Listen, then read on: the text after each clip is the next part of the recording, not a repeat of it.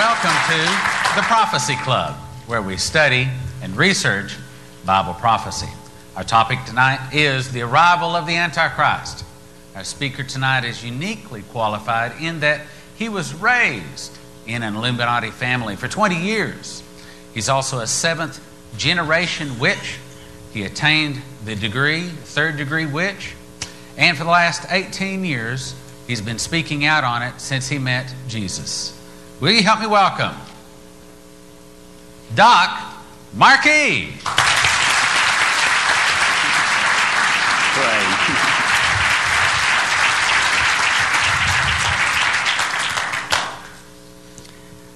As usual, the one thing I'm praying for is that I'm able to put all this material in the time that I've been allotted.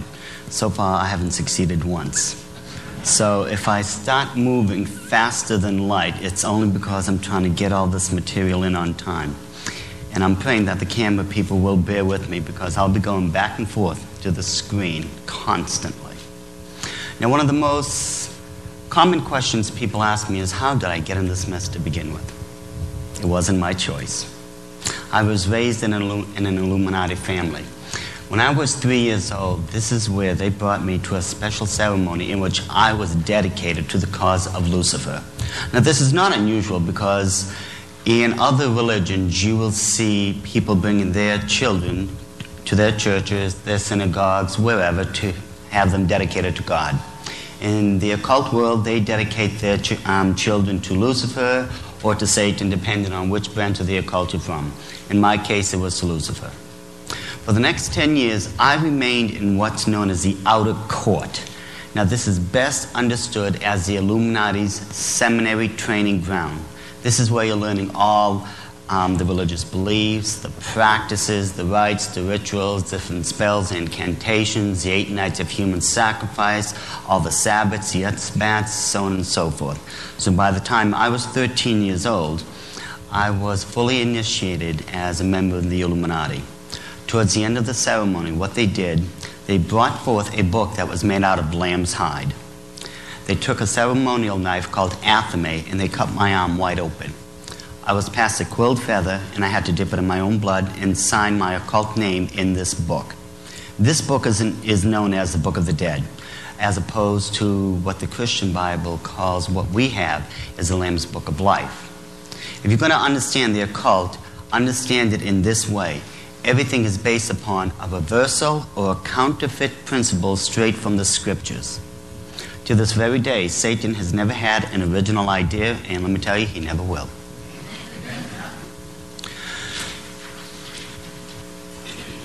I'm allergic to podiums. I'm afraid that God may decide to call me to be a preacher. So I stay as far away from them as possible, and in this case, when I have to stand behind them, I will stray as much as possible. So for the next 4 years, I was learning the ins and outs of the Illuminati, just like anyone else in there. Except in my case, I also had 169 years worth of family history that I was also learning. So by the time I was 17, this is when I was initiated as a third-level witch. Generically speaking, it's known as a master witch, or what's properly known as a high druid priest. This gave me automatic authority over a region. Now, a region is the governing area in which an Illuminati has full authority over. In this particular region, we had over 1,000 Illuminists within it. A year later, under orders from my bosses, and I'm going to tell you right now, I was under orders. This was not my decision. I joined the United States Army. There was an ongoing plan since the mid-60s in which the Illuminati were infiltrating military bases throughout the world. The reason they were doing this is because they wanted to gain access and control over all the forts throughout the world. Now, if you can gain access, of course, to these soldiers, let's say you set up a coven at a particular base. You recruit the people from communications, from supply, wherever. If these people are in, and they're one of you, well, because they're one of you, you have access to what they have access to. And we're talking about some very high-level secrets now. But because they were one of us, they would just bring all this stuff over to us upon demand. Now, when I was in Fort Lewis, Washington, this is where I first started my first coven, if you would. This was Fort Lewis, Washington.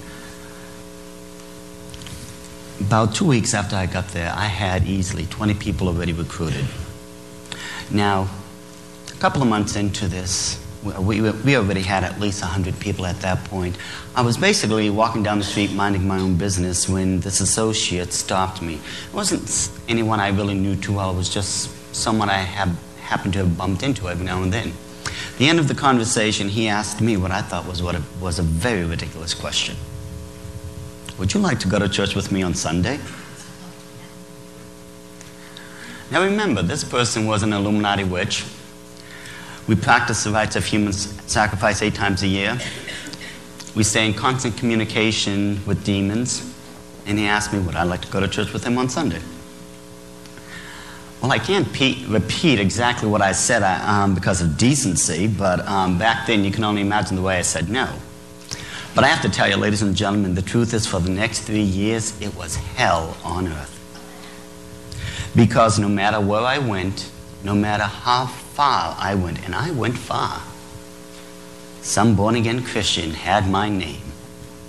I mean, they were falling out of trees, they were jumping out of bushes, and I know I saw a couple jump out of a couple of vehicles once, and they were moving. And it was non-stop. It was like this for 3 years. I mean, it was eventually to where I was getting paranoid. I was looking on, over my back, in the mirror, seeing if someone put up one of those funny signs, get this person saved, he's a witch.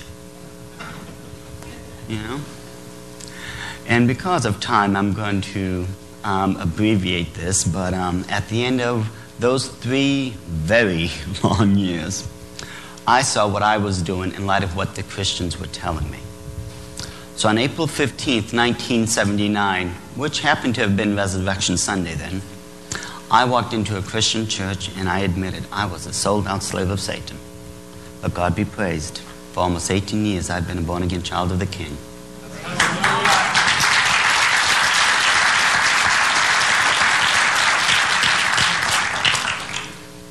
And that's when my life really became interesting. Shortly afterwards, I decided to go to Louisiana Baptist University, Shreveport, where I wanted to get my Christian education. When I was in the military, I did get, my college degree. But right now, I figured it's about time I go into the Christian world, get my Christian education, see what this was all about. This was only about maybe a year and a half after I was saved, something like that. Poor Jimmy Thorpe. That was the chancellor of my university. And I gave that man every gray hair he has to this very day. I did. I admit it. I mean, he had it coming to him anyways. Oh, he did, honest, because the first thing he did, on the very first day he met me, he said, young man, I have 2 lists. One of them is a president's list. You get a 3.50 average and above, you'll be on that list. You get on my nerves, you'll be on my hit list. I looked him dead in the eye and said, and I'm going to be on both of them. And I was. And to this very day, I think whenever I get anywhere near the university, Jimmy just gets another gray hair.